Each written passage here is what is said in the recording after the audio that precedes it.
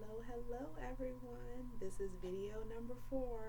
I know, so many more to come, but stick with me.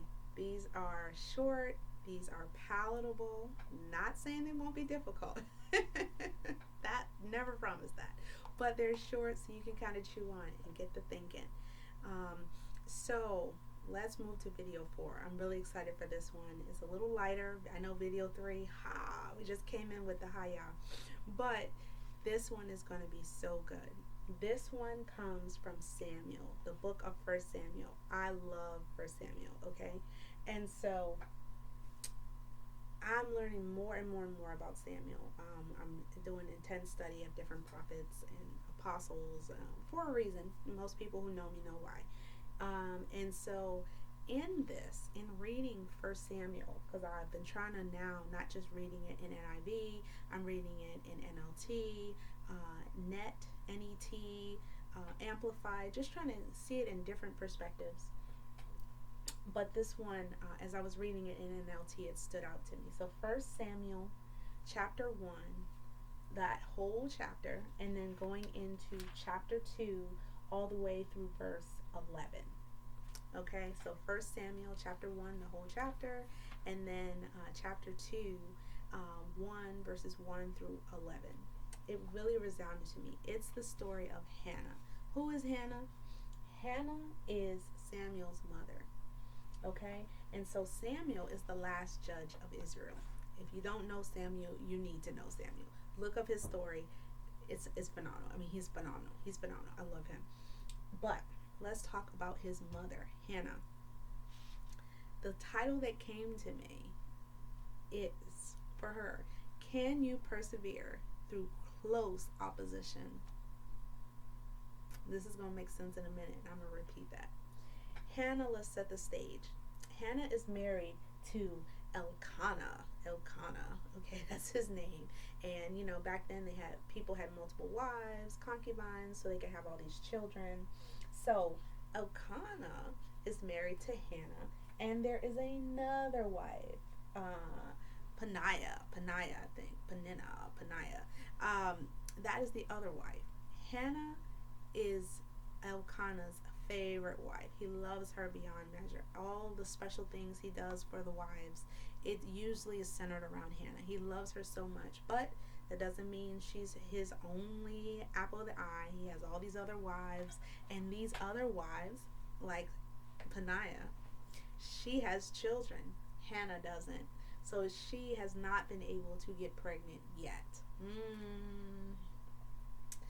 She is upset. She is upset. And to make matters worse, Peninnah is constantly picking at her and making fun of her. And, back then for women, having children is so critical. Even in today's society, you want to have children. I mean, I have my own testimony and story on that. You just don't see your worth sometimes when you don't have something that someone else says you should have. And so Peninnah is making Hannah's life miserable, always thrown in her face how she doesn't have a child yet, how she's this and that, lesser than all the others because she doesn't have children. She has not given him children. Elkanah, he's a man. He's like, oh, but I still love you, and it's okay if you don't have children, and I'll still do for you. Now, of course, she doesn't always get everything else as some of the others because, again, she doesn't have children.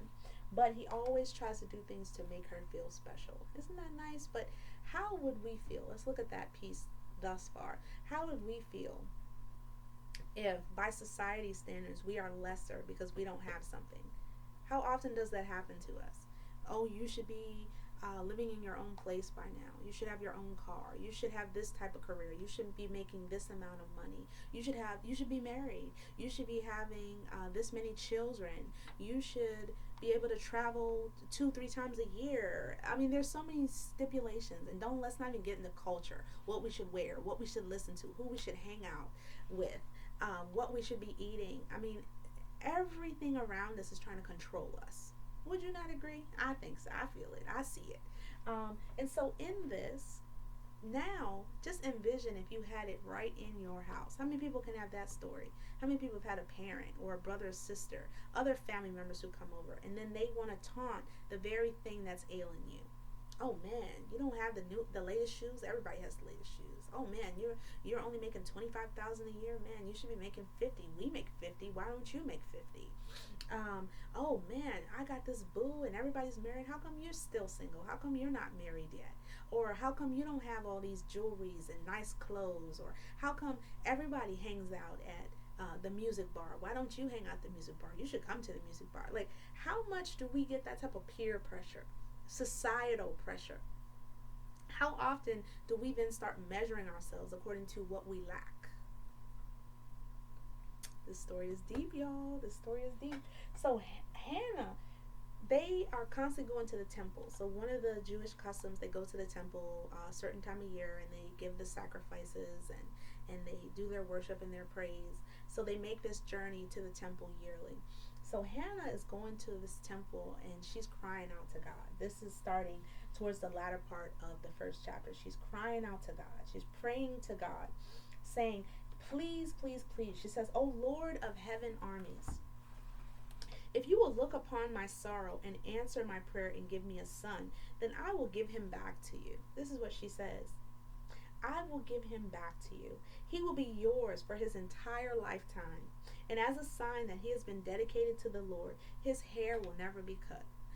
She was so desperate. And I don't like that word, but she was just so sold out on the idea of having a son. She said, please, please, please give me a son. Because of course, male children at that time, they were much more valuable than a woman. You wanted to have a male heir. You wanted to give the husband a male heir. How often does that happen in our society? Wink, wink. How often do we have to have a certain thing to then say, I'm just as valuable as you because I have it as well. I'm just as valuable as you are because now I possess what you said I didn't. She's crying out to God. It says she had a deep anguish. She was crying bitterly out to God to give her this son and said, if you give him to me, I will dedicate him to you.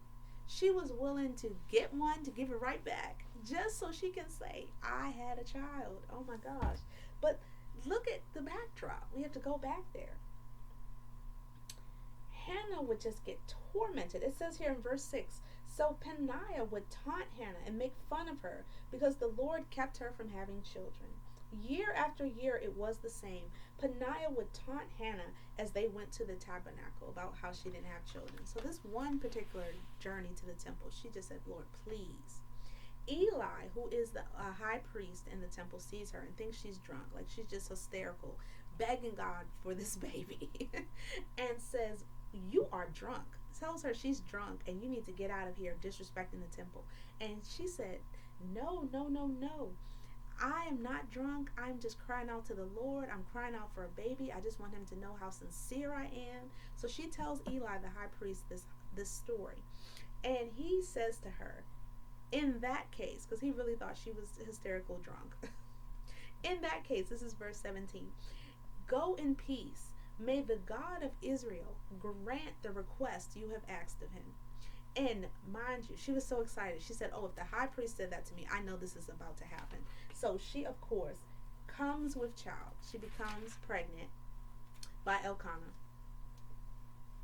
She had been fasting and praying before she went to the temple. She put her petition before God. The high priest acknowledged what she was saying as she was praying to God.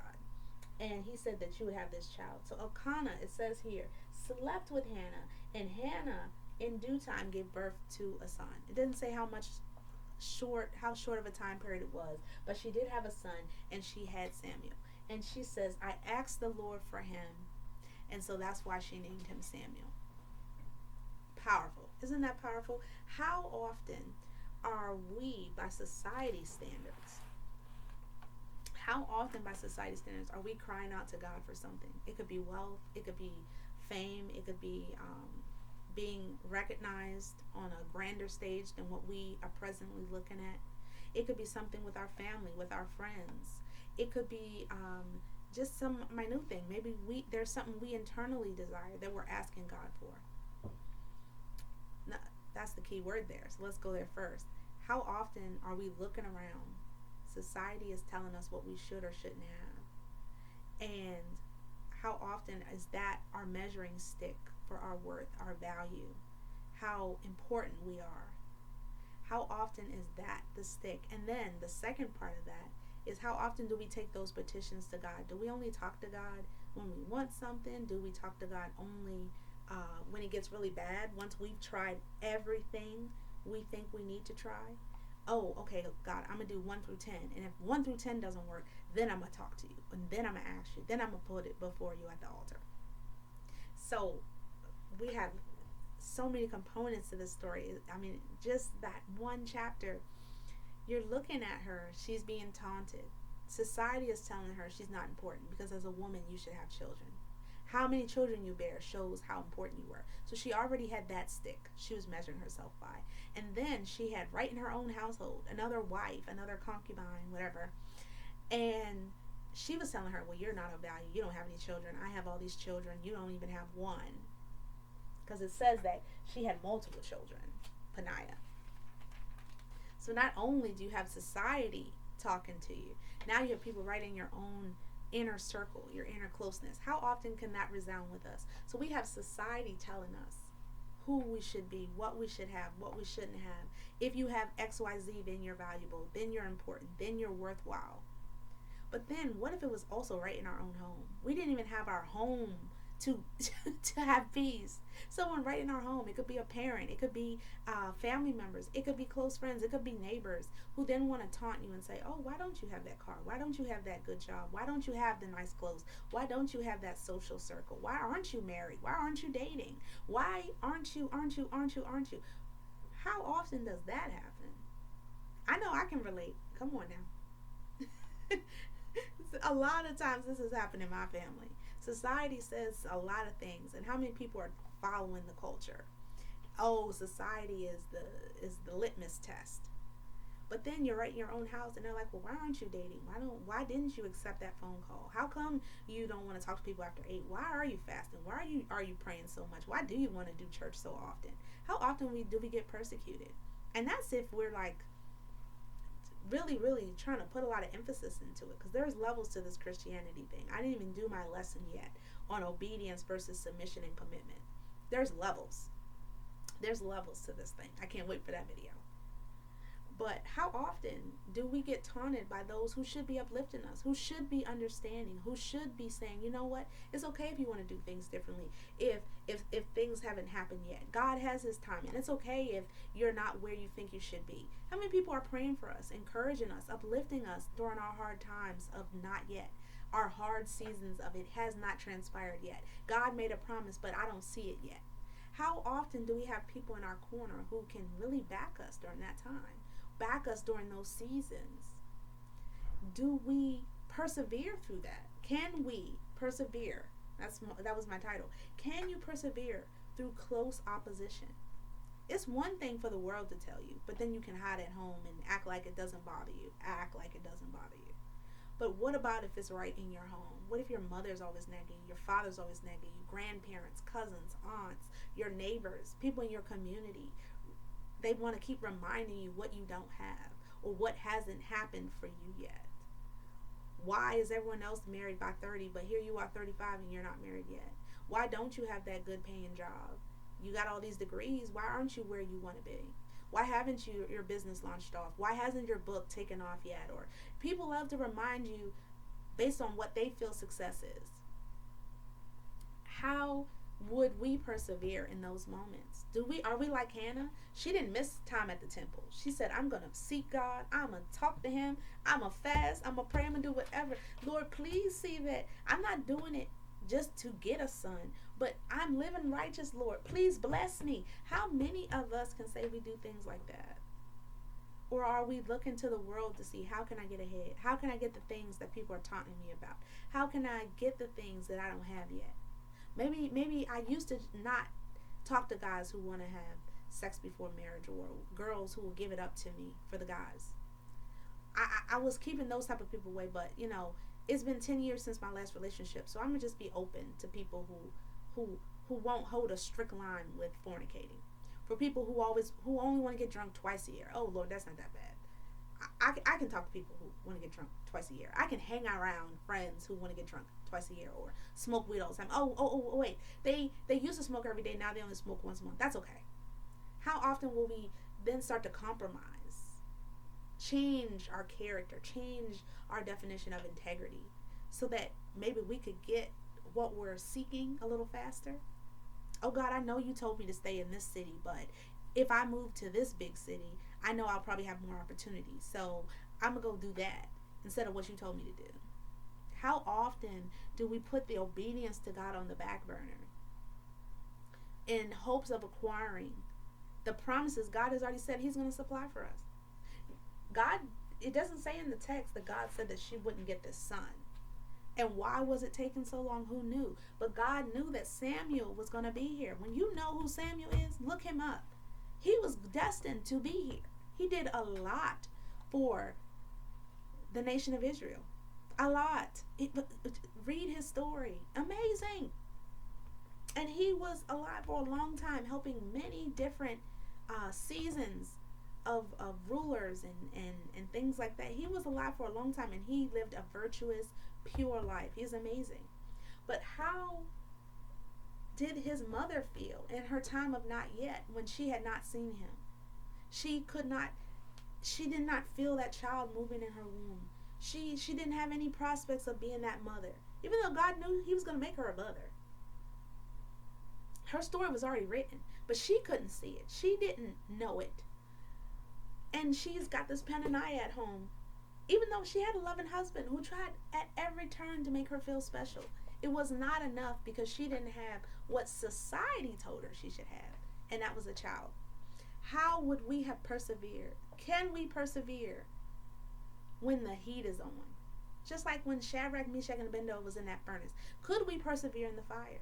So it's not just society. It's not just that outside we can shut it out when we come home. It's not just work and when I get home I'll have peace. No. Could you persevere